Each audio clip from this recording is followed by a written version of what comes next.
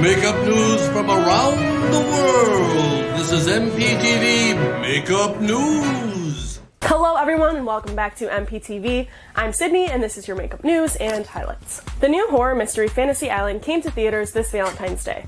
It's based off of the 1970s television series and focuses on a group of travelers who think they are going to a paradise island, which turns out to be quite opposite of that. According to Fansided, they talked with head makeup and hair designer Susie Glass about how it was designing various looks for the film. They shot the film in Fiji, which meant the hot and humid weather had to be factored into the character designs. Glass explained, well, the great thing is that we shot sort of in continuity, so the beginning of the schedule, we really were on Fantasy Island. We were up against the climate and the environment with the heat, so we had to be mindful of designing, especially the women's hairstyles. We had to make sure that they were going to work in the heat and also that we could quickly turn around and dishevel if need be. We were very mindful of not creating anything design-wise that we could not facilitate because we knew we were going to be in the jungle. They weren't sound stages. We really were in caves, jungles, mountains, and in the water. We really had to work smart. At one point, they were shooting on an island during the day and sleeping on a ship at night for 2 full weeks.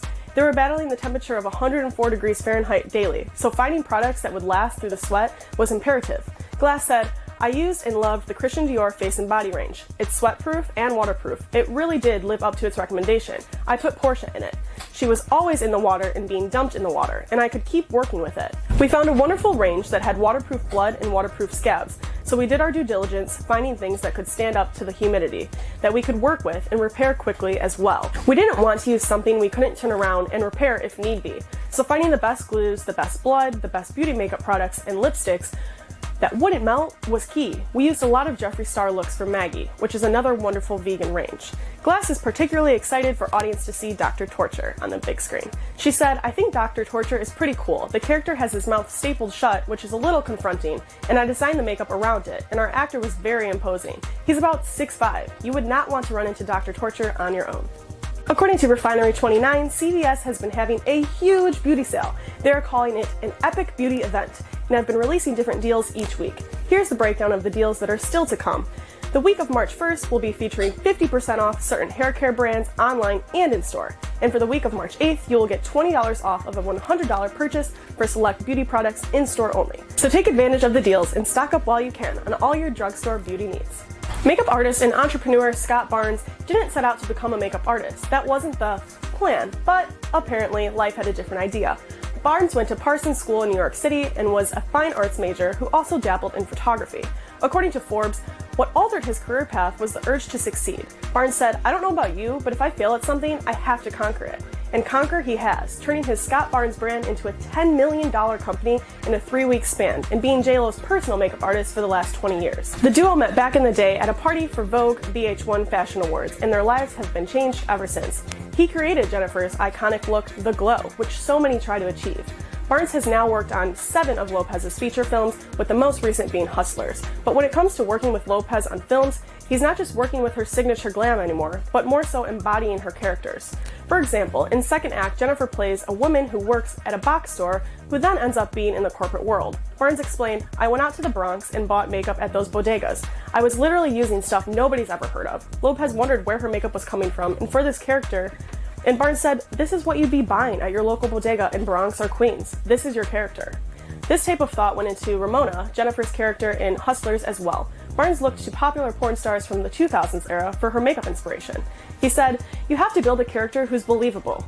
Because when you think about it, when you're working with a celebrity like Lopez, looking non-glamorous is not an easy task. Barnes had to take the Lopez persona and strip it down because if not, the audience would end up saying, it's J.Lo playing herself.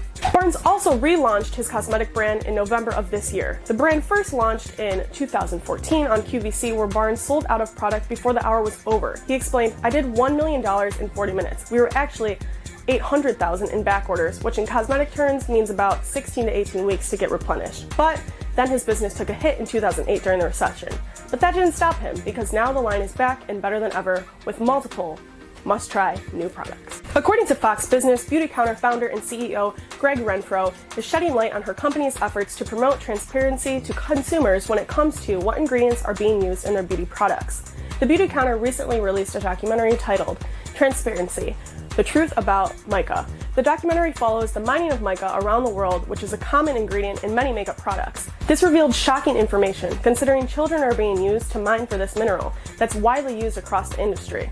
Renfrew explained, "When we went out to look up and down at our supply chain, we found that some of our manufacturers or some of our supplying partners would kind of give us false information about what was really happening at the mine level. And so we decided to take this into account and into our own hands and conduct a worldwide audit to understand where our mica is coming from." Beautycounter hopes that this documentary opens the eyes of others in the industry and educates them enough to create change. Using Mel products, tattoo transfers allows you to achieve a stunning makeup in just seconds. Each pack comes with 10 HD realistic tattoos. We have 5 different packs available, like zombie accents, wounds, burns, and actually more to come in the future. So head over to our site at melproductsusa.com and check out all of our tattoo transfers today. Thank you all for tuning into MPTV's segment of Makeup News and Highlights. I'm Sydney, and as always, respect the craft.